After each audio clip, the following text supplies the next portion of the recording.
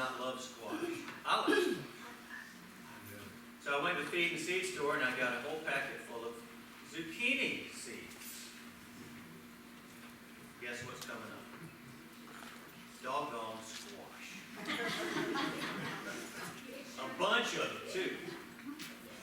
The one thing you don't want to, it's like if I could choose one thing in my garden not to reproduce like rabbits, it would be the squash. But, so such is life. Tomatoes, oh, it looks pretty good. This is my second go around. I'm pretty pleased with it. You know what would make it look even better? A bunch of like brightly colored bricks. That would make it shiny, wouldn't it? I could take some stones and just dump them all over the dirt part, just cover up everything. That would make my garden even more beautiful, wouldn't it? Maybe more beautiful, but what would happen to the garden? It would die. Imagine your soul is like a garden. Time spent with God and His Word is the sunlight that the garden needs. It's the nutrients and the soil. It's the water that allow it to flourish. But if we fill up our souls with shiny things that take up all of our time, we pile distractions on the soil, things that might be pretty, but the garden doesn't need. Things that seem appealing, that don't actually sustain life. Over time, your life will become crowded, and the real life-giving elements that you need will get pushed out.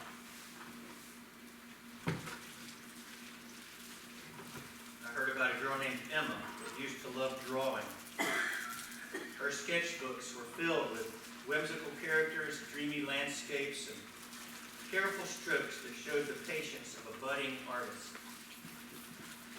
Lately, the only thing filling her hands was her smartphone.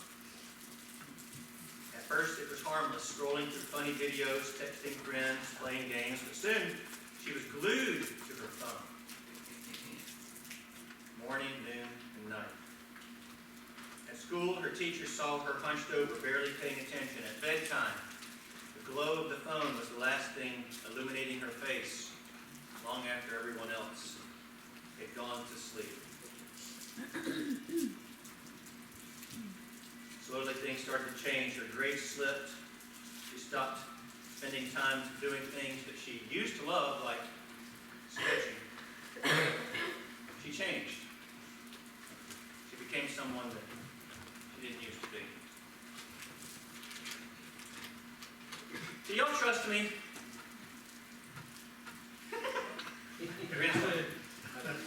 James said he got extra credit for James.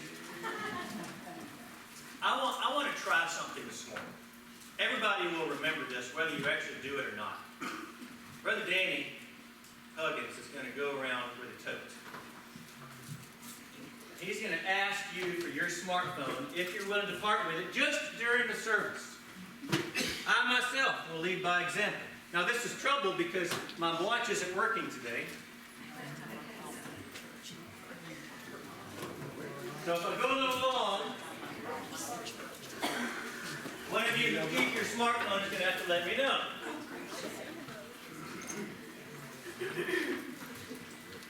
I want to find out who is so filled with anxiety about giving up their phone that they're unwilling to part with it for 30 minutes. Actually, I'm not keeping those. Part with it, don't part with it. I won't give you mine, but it may go to me too. Because of my Turn it off, Jackie.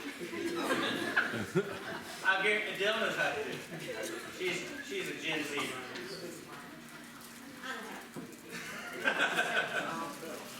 It will go to these because my It is getting heavy, Danny. Now, I want to ask a question. Just the thought of doing this, is it filling some of you with a little bit of anxiety? No, sir. Good. Who said no, sir? Me, I did. Good, Hayden. I'm proud of you, man.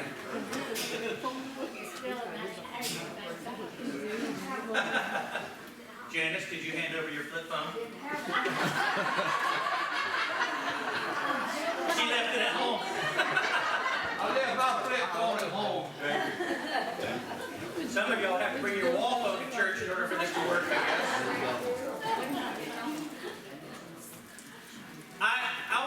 I wanted to do this illustration.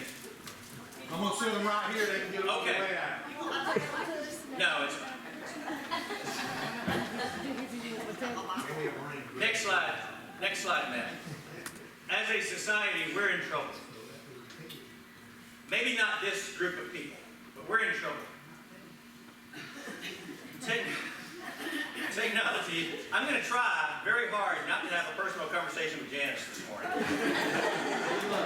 And she's going to talk back to me the whole time. Technology, I don't know if y'all were aware of this, it literally is changing our brains.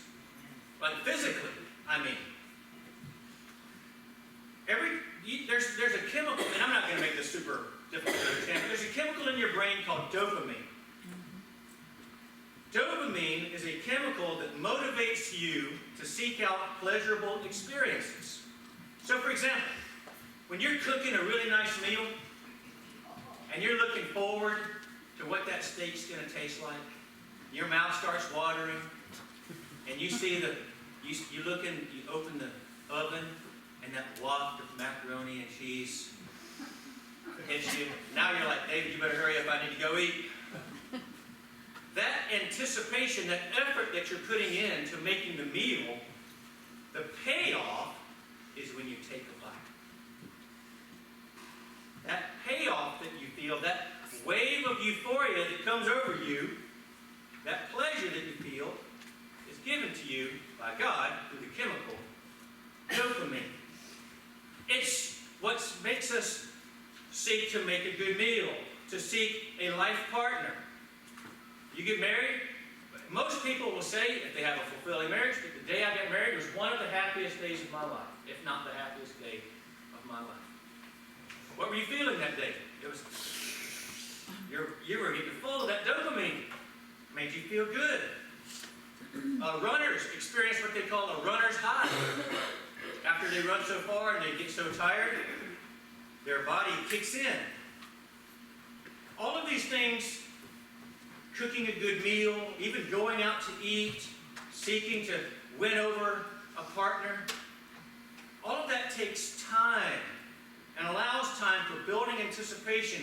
And when you finally take that bite, or you finally say, I do, your brain it releases that dopamine and you feel really good. But do you know what else gives you dopamine hits? Yeah. That little thing in your pocket. This is scientifically confirmed. You get the same kind of dopamine hit from your smartphone and video games. Except you don't have to work for it at all. It's immediate, it's constant, it's ever present.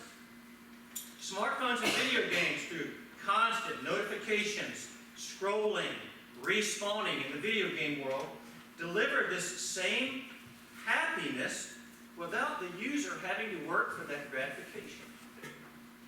So these dopamine hits come all day long, all day, every day.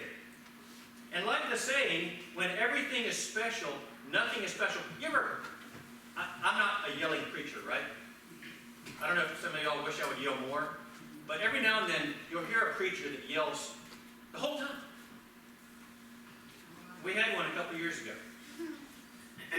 And when a guy yells the whole time, what effect does that have on you? It's like, I don't know which part is important here. You yell the whole time? Or you're talking to somebody and their voice is raised the entire time. It's like, I'm tuning you out now. Click.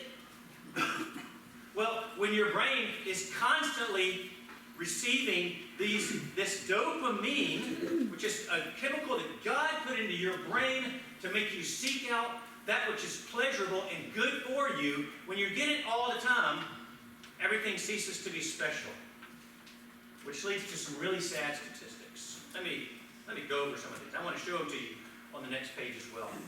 The average American checks their smartphone. When I say check, I mean pick it up and look at it. Pick it up and look at it. 205 times a day. That's a lot. Does that sound addictive to you? It does to me. The average American scrolls, like this, the equivalent of 78 miles a year. That's a lot of scrolling. That's like from here to Sumter. Every year. 66% of teens report feeling anxiety without their phone. The average teen, I won't say who, but I asked my class this morning. I teach a teen class on Sunday morning. One of them offered up how much time they averaged last week on their smartphone. I said, how much did you average last week? They said 7 hours and 24 minutes. And I said, well, you're the average teen. Because the average teen reports spending 7 hours and 22 minutes a day on their phone. Now, some adults are not much better. It might not be a smartphone. It might be your TV that's on all day, just pumping your brain full of Lord knows what. And we have the audacity. I'm going to get off this soapbox and get on another one real quick. We have the audacity to say, I don't have time to read my Bible. That is the biggest load of baloney I have ever heard in my life. We have 7 hours a day that we're doing this. You do have time. 95% of teens have a smartphone. YouTube is the #1 daily dopamine hit. 77% report going to YouTube every day. TikTok, 58%. By the way, for those of you that think Facebook is the thing, it's not. Only 32% of teens report ever checking their Facebook profile. So and I'm not saying we shouldn't make our posts to Facebook for the church. We should, but the only people getting those posts are boomers and older people. Young people don't see those. We probably need a TikTok account or an IG account. And that's what they're like, oh. If we want to reach the people where they are, we got to think like they think. There are some really harmful effects from all this. Next slide. Effect number 1 is it weakens willpower. This constant influx of pleasure seeking, it weakens willpower. It reduces the ability to delay gratification. You all know what delayed gratification means? It means you wait in order to receive the thing that you want. Old timers understood this was the way of things. This was the way to pursue life. You delayed gratification. But when we allow, and by the way, we parents and older generation, we're the ones that fall. If our kids are addicted to smartphones, we're the problem, not them.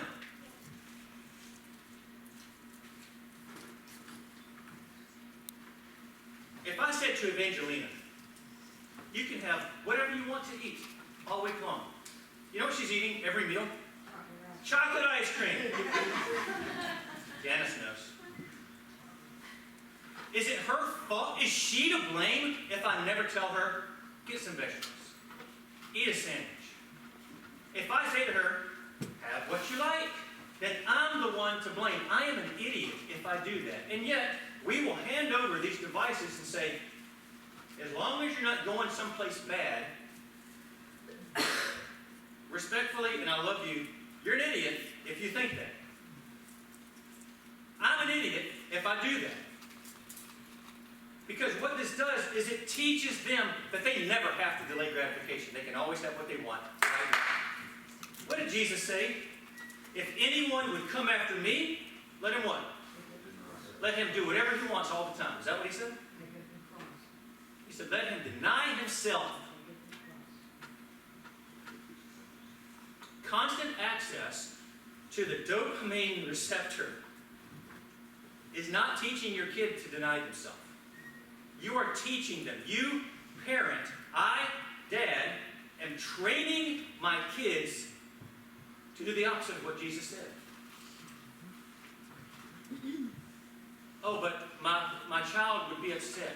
Grow up. I don't let Lena have ice cream every day. Grow up. You're the parent. Do what needs to be done. It weakens willpower.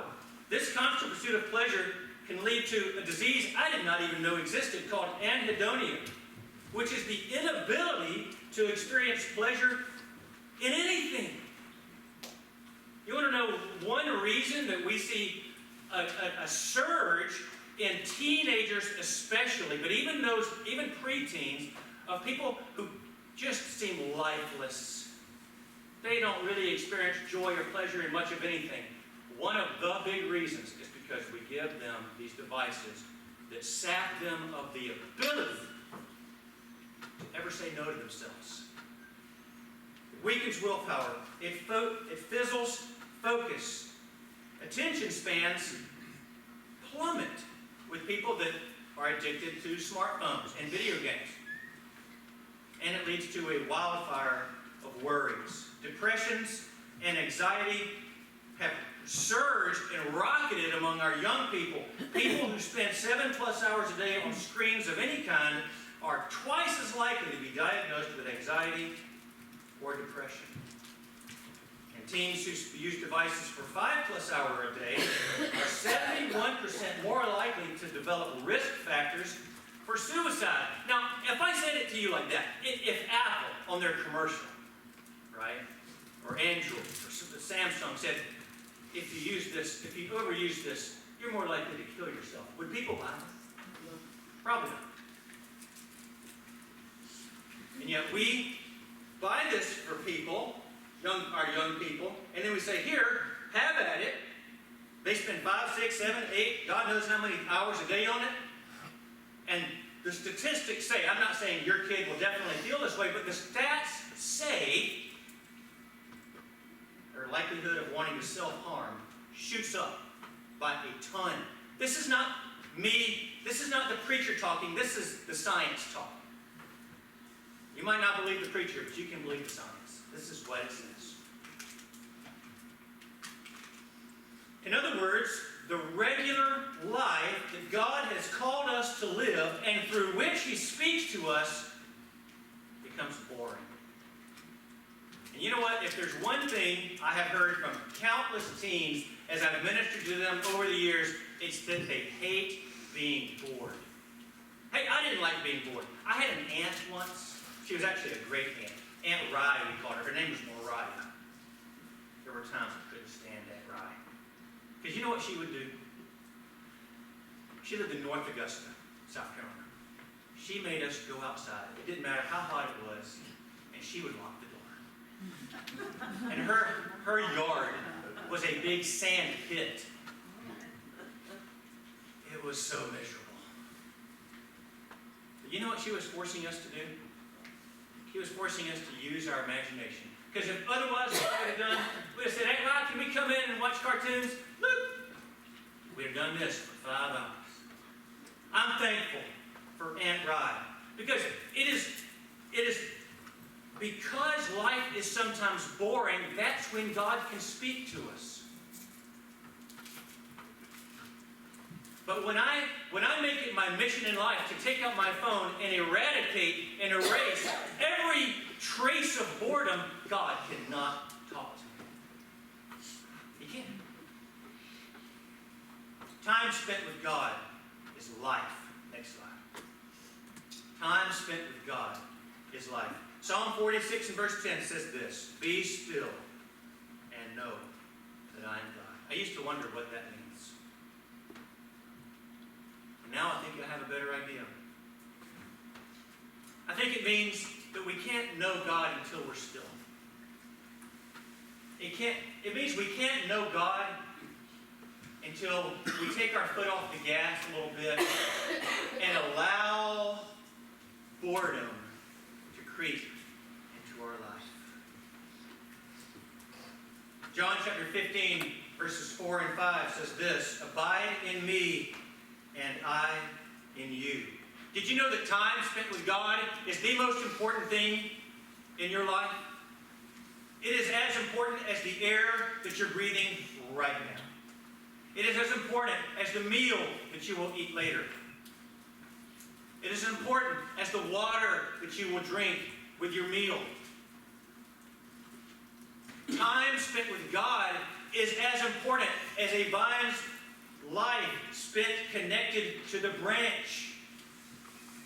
The other day I was walking through my garden, raking, because Charles said I got to get out there every day or every other day and turn up the dirt, so I was doing that, and I accidentally stepped on one of my little plants. I didn't break the whole thing, but you know what I did? I broke off one of the branches. It was no longer connected to the main stalk coming up. You know what I did with it? Bloop, took it off, threw it out. Because it's not going to live. That's how important being connected to the branch is. And that's how important it is for you to be connected to Christ. But when your mind is constantly being bombarded with anything to keep me from being bored, because we hate being bored, don't we? God can't speak to us. Psalm 63 and verse 1, David said, "Oh God, you are my God. Earnestly I seek you. My soul thirsts for you." But technology is a thief that would steal our time with God. In Matthew chapter 4, Jesus is being tempted by Satan. You remember that? And Satan says, "Here, you've been fasting for 40 days. You're probably pretty hungry, aren't you? Just make those stones into bread and eat them." And Jesus said this, "Man shall not live by bread alone, but by every word that comes from the mouth of God." Technology, particularly the kind of technology that keeps you glued to the screens, kills every aspect of boredom, robbing you of life-giving time with God. I had seen this played out in my own personal life recently. Let me give you one example. I run because the Army says I need to. Believe me, that is the only reason. I hate running. And for the longest time, I have put in headphones and listened to music or podcasts or whatever. Anything to keep me from being what? Bored. As I was researching this passage the last couple of weeks, this sermon last couple of weeks, I became convicted that I was filling up every free time, whether it be running or driving down the highway. How quickly do we just turn on the radio and say, whatever's playing is going to enter into my mind? I'm not saying that listening to music is a sin or listening to a podcast is a sin. What I am saying is that when I or you fill up every ounce of the boredom, then God no longer has a way to speak to us. It's like taking that garden and just filling up every free patch of dirt with those beautiful stones. It will kill the garden. It'll kill you. Boredom is often seen as something to avoid. We rush to fill it with distractions, but in reality, boredom is the gateway to deeper connection with God. I bet you've never heard that phrase before, have you? Without the willingness to sit in boredom just for a little bit, and I'm not saying right now, I hope you're not bored right now. Just sit with your boredom and allow God to speak to you. Take that time, open up your Bible. Take that time, offer some praise to God. Take that time, take a walk. Pour your heart out to the Lord. When we eliminate constant stimulation, we make space for reflection, for prayer, and for awareness. In silence, our hearts can tune into His presence instead of being drowned out by the noise of what's going on in your world. If we truly believe that time with God is what sustains us, then boredom isn't wasted time. Boredom becomes an invitation to slow down, to listen to His voice, and to be transformed. Perhaps the real question isn't, why do we get bored? But what beauty are we missing when we fill every empty space? So, we have a challenge before us, and I want to talk about maybe some practical ways to accomplish this. Number one, I want to say this. Parents, it is not your job to ensure your child's constant happiness. It is your job to guide them, to support them, and to equip them with the strength to find fulfillment in the Lord and not in the good things that we give them. Children, I want to say a word to you. Happiness isn't something your parents can hand you. It's something you must seek, shape, and nurture for yourself. And if your parents, I don't know which parents will decide to take this sermon and run with it or not. I hope all of you do. But if they do, kids, do not despise your parents for it. They are trying to help you. They want to see you grow closer to God. Do not get angry. Do not get bitter. But understand that they love you. So number one practical way that you can reclaim boredom and be still and know God. Unplug.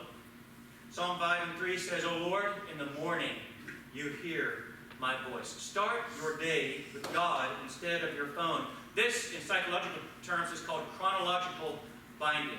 You're binding up a part of the day. Do not check your phone first thing in the morning. Now, some of you say, well, my phone is my alarm. I said the same thing. My phone is my alarm. How many of you can say my phone is my alarm? A bunch of you? You know what I did yesterday? I ordered an alarm clock 2 days ago. I did. I'm going to start keeping my phone in another room so that it's not the temptation to check it first thing in the morning. No, it's not going to be one of those old-fashioned. It's going to be a modern alarm clock, but it's still going to be an alarm clock. In the morning, sit on the porch and read a chapter of Scripture. Maybe find an easy chair to spend time with the Lord. Listen to the birds sing. Praise the Lord for another day. You know, Jesus did this. In Mark 1:35, it says, rising very early in the morning, while it was still dark, Jesus departed into a desert place. And there he prayed. Parents, you're probably going to have to take the phones away from your kids overnight in order to make this happen. They're not going to part with it willingly, just like Lena would not part with chocolate ice cream willingly. Do what needs to be done. Number 2, put your phone or your game down. This is called physical binding. Put your phone down and walk away. Now, I know some of you need it for your work. I get that. Turn your notifications off, everything except the things that you need. Take a walk. Play a board game. Establish phone-free times and places. This is something I received from Nathan. He found it in a storage box. It's a little box that says unplug for what is most important. He offered it to me and I said, yeah, we'll take it. We're going to use this in our home. Just open it up, put your phone in there, spend time together. No distractions. My wife is excited about that. Because of the two of us, I tend to spend a little more time on my phone. Number 3, make your phone more boring. Now, how do you do that?